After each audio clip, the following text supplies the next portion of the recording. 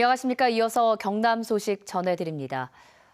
진주 아파트 방화 살인 사건에 대한 경찰 수사가 점차 속도를 내고 있습니다. 경찰은 피의자 안인득의 진술이 오락가락해 객관적인 증거 확보에 주력하고 있습니다. 오종우 기자입니다. 20명의 사상자가 발생한 지난 17일 진주 아파트 방화 살인 사건. 피의자 안인득은 학창 시절 괴롭힘 당하는 친구와 폐지 줍는 노인을 도왔다 경찰에 진술하며 횡설수설하는 것으로 알려졌습니다. 경찰은 안인득의 진술이 계속 오락가락함에 따라 현장 검증에 실익이 없다 보고 객관적 증거 확보에 주력하고 있습니다. 경찰은 먼저 범행에 사용한 흉기 2자루를 안인득이 지난달 중순 진주의 한 전통시장에서 구입한 것을 확인했습니다. 또 압수한 휴대폰과 컴퓨터를 분석 중으로 휴대폰 통화 내역 3천여 건에 대해서는 상대방을 확인하고 있다고 밝혔습니다. 한편 안인득은 지난 2011년 1월부터 2016년 7월까지 진주의 한 정신병원에서 68차례 조현병 치료를 받았는데 그 뒤 범행 전까지 33개월 동안은 치료를 받지 않은 것으로 나타났습니다. 사실상 안 씨가 조현병 치료를 중단한 채 관리 사각지대에 놓였던 건데 보건당국과 경찰 등이 관련 체계를 좀 더 촘촘히 마련해야 한다는 지적입니다. KBS 뉴스 오종우입니다. 어제는 장애인의 날이었죠. 또 올해는 장애인 차별금지법이 시행된 지 11년째가 되는 해이기도 한데 그동안 우리 사회는 얼마나 바뀌었을까요? 온 오프라인을 가리지 않고 장애인을 혐오하고 차별하는 행태는 여전합니다. 이형관 기자의 보도입니다. 경남의 한 도서관 화장실 앞에서 두 남성이 실랑이를 벌입니다. 한 손에 화장지를 든 이 남성은 뇌병변장애 3급인 74살 박모 씨. 처음 본 60대 남성이 박 씨를 화장지 도둑으로 몰아 강제로 관리실까지 끌고 갔습니다. 박 씨는 손목을 크게 다쳤지만 가해자는 벌금 100만 원에 그쳤습니다. 박 씨는 자신의 장애 탓에 봉변을 당했다고 자책합니다. 내가 장애냐고 뭐 도둑으로 가니까 얼마나 나분합니까?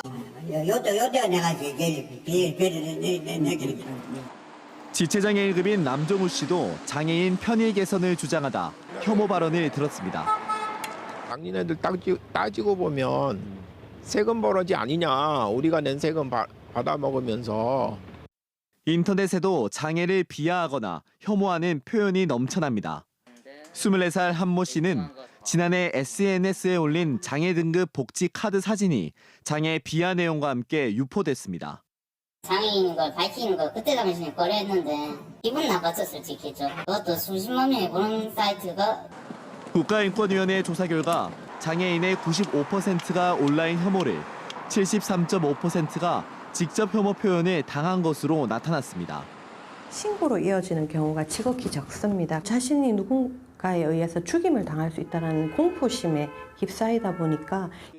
장애인 차별금지법이 제정된 지 11년이 지났지만 차별과 편견은 달라진 게 없습니다. KBS 뉴스 이형관입니다. 경남의 중소기업 가동률이 74%로 회복돼 2017년 이후 가장 높은 수치를 기록했습니다.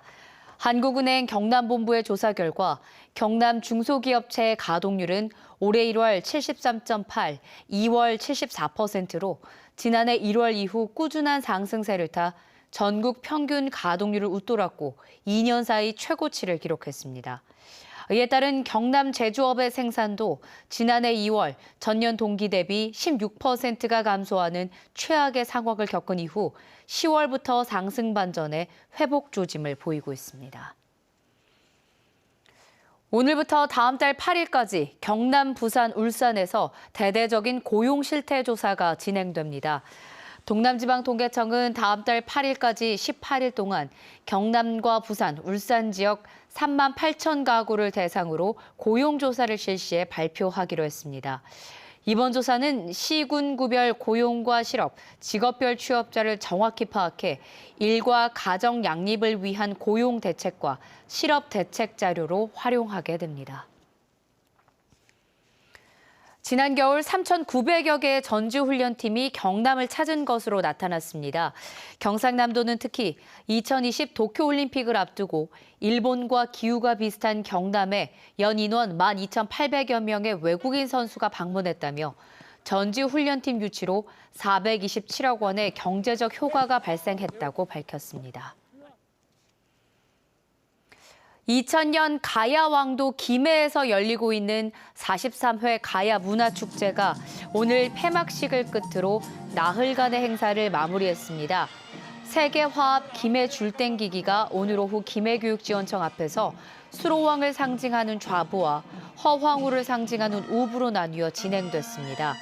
또 저녁 6시부터 폐막식이 열려 축하 공연과 미디어 불꽃쇼 등으로 행사를 마무리했습니다.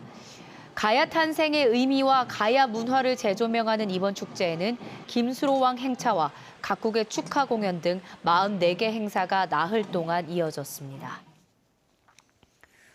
국내 유일의 건축도자 전문 미술관인 클레이아크 김해미술관이 상반기 기획 클레이아크를 말하다전을 오는 27일부터 개최합니다.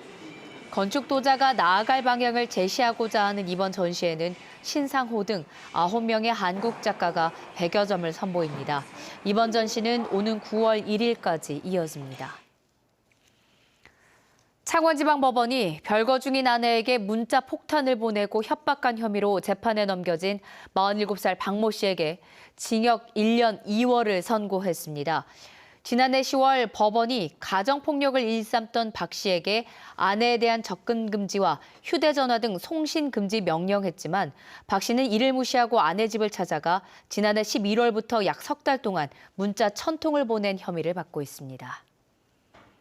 경남 소식이었습니다.